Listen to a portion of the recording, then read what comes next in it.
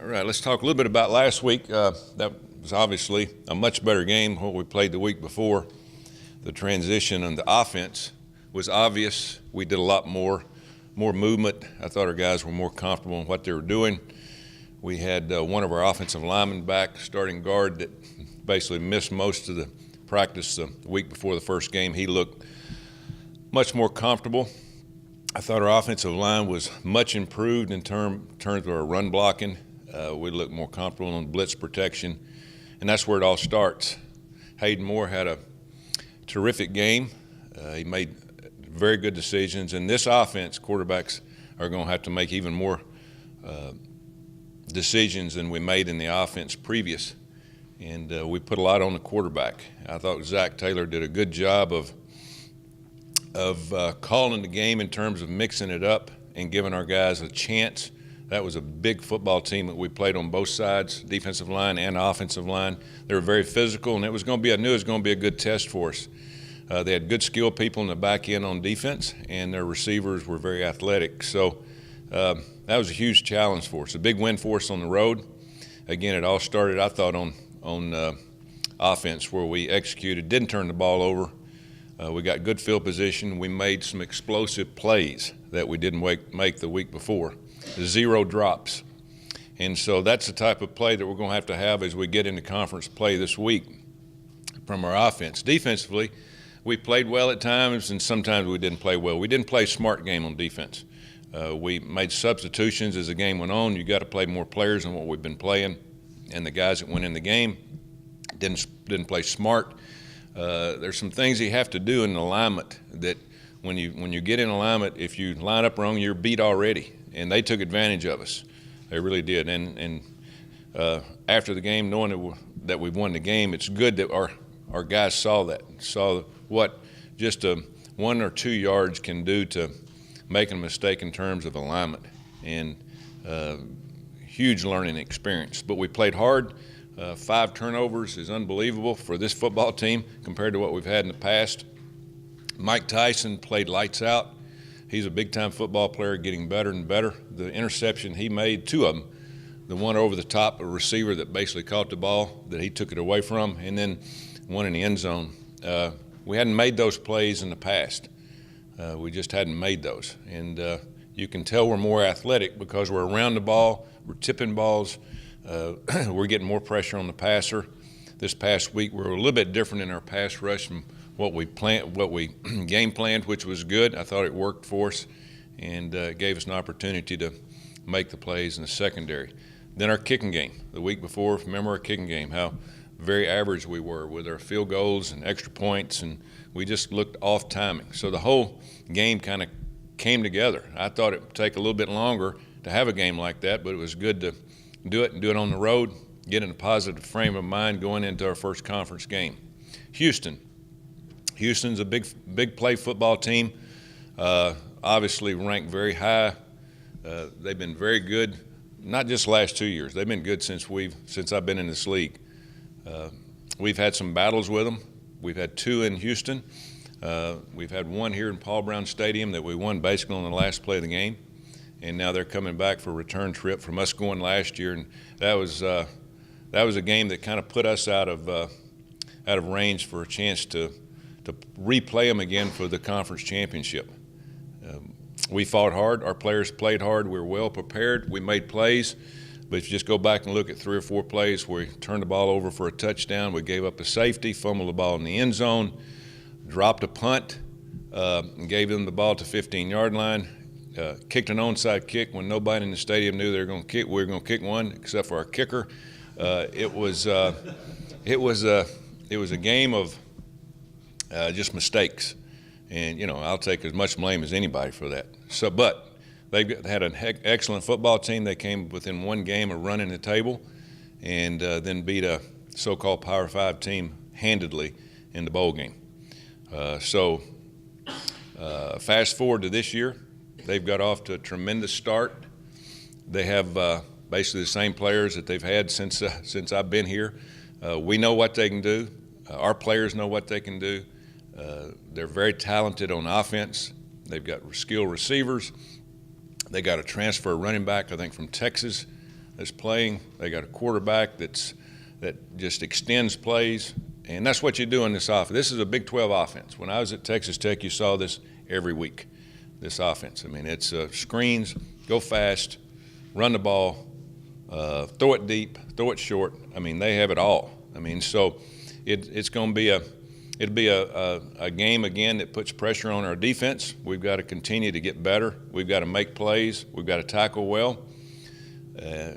Obviously, Greg Ward, the quarterback, is a guy that's very, very athletic, and this year, I can remember we played him the first year down there.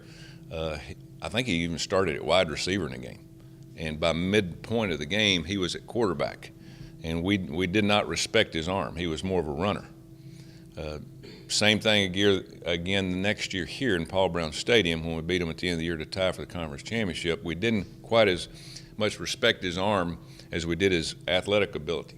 Now you got to respect both. He threw for, 350 or so against Oklahoma, who's a top-ranked team in the country, one of them. Absolutely just tore him up, and looks like a totally different quarterback. He's one of the most improved guys I've seen in a long time. They make plays, again, out of the pocket, in the pocket, throwing the ball around, but they can run it. And it's a very dangerous offense. It's not as comparable what a lot of people, Tom came from Ohio State, and it's somewhat what they did at Ohio State, but he's put his touches on it from teams that are, again, from down in that area that I've coached against before, the screens, all the formations, the movement, and so he's extended, what he's done in the past. I'd coached against Tom when I was at Texas Tech. He was at Iowa State. Not even similar, not even close to what he's doing now. So you have to adjust to what they do with your defense, and again, it's all about tackling. Then with their defense, they are pressure, speed. They're not as big as some of the teams that will play, but even 4 years ago when we first played them, I think they led the nation in turnovers. I mean, they're all around the football. They're either going to give you plays or they're going to take away plays from you, and it's just kept on with that tradition. They're very energetic. They play with a lot of motion on defense. They do a lot of different things, and so it gives you a lot of problems with your offense. But we run the type of offense we feel like that gives us an opportunity. Whether we can take advantage of it, who knows? So it's a huge game for us, huge game for them. Everybody's looking at them as a playoff team. When we're only through 2 games, it is almost impossible to go undefeated in major college football. I've been on some great teams that did not do it. They've got an offense and defense with experience, with a quarterback that's experienced, that I feel like they feel like probably they've got a run to do it, and rightly so. I mean, this is a very good football conference, and they found out last year going to Connecticut, the only game they lost, it's hard to keep that tempo up. We get our opportunity to play them this week. I ain't looked at the prognosticators, but I would be amazed if we're predicted to win the game. But we are playing at home. We're excited to play in front of our fans. Thursday night should be a huge game for our university, and huge step forward to put our name out there and see what kind of football team we got through this transition that we're going through first couple of games. Questions? Is there an obvious way to defend him? Well, I mean, there's not an obvious way, because they're different every week, because they formation you to death. They change things up. They try to take advantage of overloads. They call probably 70 to 80% of their plays after they line up at the line of scrimmage. The quarterback looks over the sideline and gets a signal, and usually, the speed that they go, all the no-huddle teams, including us, you're going to have an opportunity to be in the right play versus their defense, 70, 80% of the time, if you get lined up and get going. And so it's all about, getting out there and getting lined up and playing smart. And last year, we let Greg Ward out of the pocket a couple of times, and he's going to take advantage of it. I mean, He's that type of player. And just watching him play the first game of the year against Oklahoma, you know, you hear about Oklahoma's and their defenses and all that. They couldn't tackle him. They got him a couple of times, but most of the time he extended the play, got the ball down the field for a 30, 40-yard gain. And, that's the type of offense this is. It's I said yesterday on our teleconference, he's the kind of Texas A&M version of the Johnny Manziel, that now it's at Houston. And same type of offense, same thing.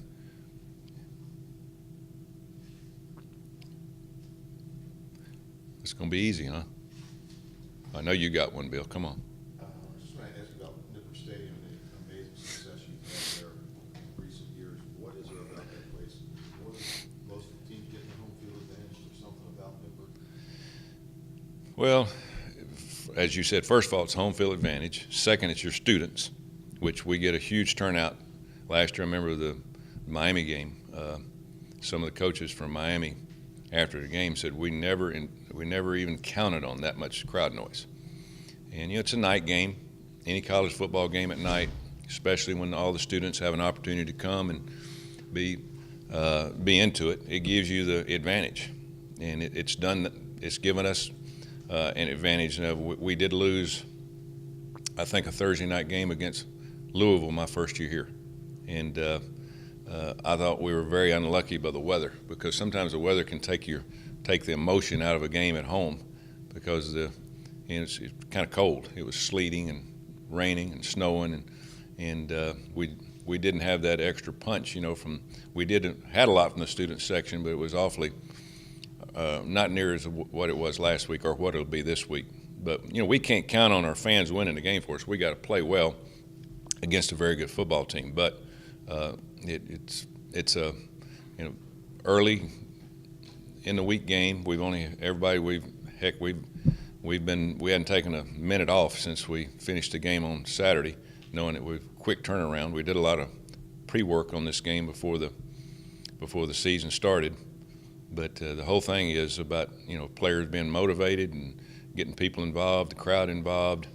That's the whole thing about home field advantage, crowd noise. You've been in a lot of big environments, big game environments. Nippert on Thursday night kind of stack up with that, because I know for a lot of people here, that's what made you see football. Oh yeah, it's made a lot of teams. Thursday and Friday night football has made a lot of teams across the country that didn't have the opportunity to play on primetime football on Saturdays or Saturday afternoon or Saturday night. And I can remember over the years watching the games that UC played in on Thursday and Fridays. Other teams, Colorado State, Air Force, a lot of teams that didn't have that opportunity to be looked at by college football fans across the country. There's no doubt Thursday night has been huge. Now the NFL's jumped in on Thursday night, but I still think it's a college football night. And I don't think that I think everybody still looks at Thursday night as the game that they want to watch and check it out. And so I think the players like it too, because most of these kids on every team now grew up watching Thursday night football. They know the implications, and their family can watch, and it's a different feeling for a Thursday night football. How's the atmosphere here? It's good. The atmosphere here is awesome. As I said, the Miami coaches last year and they play in big stadiums a lot and loud stadiums, and they had a tough time, with the audibling and changing the play and all those things, and they thought it affected their players, and that's a home field advantage, and hopefully we have a packed house and everybody's into it, and then we have to do our part, and we did last year. We gained the momentum pretty early in that game, and usually that's what you have to do. But I'm sure Houston's got other thoughts. After going 7-6 last year, do you feel like the program needs a signature win to kind of get back in national consciousness? Well, any win's signature. This is obviously, when you're playing a top ranked team. I haven't looked at it. What the highest ranked team Cincinnati's played at home or on the road. I hadn't looked at that, but our guys look at it as another game. They're used to playing Houston. It's not like we're going playing. We played Ohio State a couple of years ago, and didn't know what to expect because it hadn't been against them. They know a lot of these guys. They played against them. They've tried to block them. They've tried to tackle them. They've tried to cover them. And so our guys know a lot more about this, and it's a team in our conference. And knowing that, hey, this is not a do or die, because if we're not on the same side of the conference. We could end up playing at the end of the year again if something were to happen the right way. Obviously, the type of team that they have, with us trying to get better every week, they feel like they're in full swing, and so we're going to get their best shot. In terms of perception, Tom, how important is it that you at least show well against a school with aspirations very similar to yours in terms of Big 12? Oh, I don't think that has anything to do with it. I would imagine all those decisions are already made. It's your body of work. It's not about a football game when you go into a conference. You're talking basketball. You're talking about other sports. Even what is done before I got here, I'd always wondered why Cincinnati had not been in one of the other conferences, even before I was a coach here. So I don't think that's got a lot to do with it. I mean, this is one game going into third game of the season, first conference game, and a lot on the line for us, obviously, but we won't look at it that way. We're going to look at trying to get in that conference championship game at the end of the year and trying to get better. Right now, we're not good enough. We're going to have to play a lot better even what we played last week here at home. When you have no turnovers and you gain 5 turnovers, we're in the +5 column last week. I remember I told you we wanted to be in the plus column over +5. We need to continue that plus column and get it a little bit higher to have opportunity to beat some of these teams that have a lot of experience and a lot going for them. You talked about Mike Tyson's big game last week. Can you kind of discuss how he's grown since he's been at UC? He's probably one of the better athletes that we've had here. We signed him when we first got here. Wished we could have redshirted him. We just didn't. We didn't have enough defensive backs first got here. But he's grown. He's gotten better. He's a tall, rangy guy that has very explosive. And if you just watch that interception over the middle on their first or second drive, you always wonder how much better he can get. He's got a real solid chance of playing a lot of football after this year. A lot of it's going to be up to him. But he's football smart. I think a lot of our players learn from him. He's kind of a coach on the field. He is what we call our nickel back, really our Sam linebacker. If we were playing a team that played 2 backs, he'd be a linebacker. But very similar to a guy that I coach that's playing for the Bengals now, Carlos Dansby. Skinny, tall, rangy, can run. I started Carlos at safety when I was at Auburn. He was a wide receiver, safety, then moved him to outside linebacker, kind of what Mike's doing. So Mike's a very good athlete with a lot of explosion, but again, he's got football smarts. A lot more than some of the young guys I got right now that's got to grow up. They got to learn, it's about lining up before you even play. You can get beat by alignment. So that's it's been fun to watch Mike coach some of these younger guys and kind of lead them.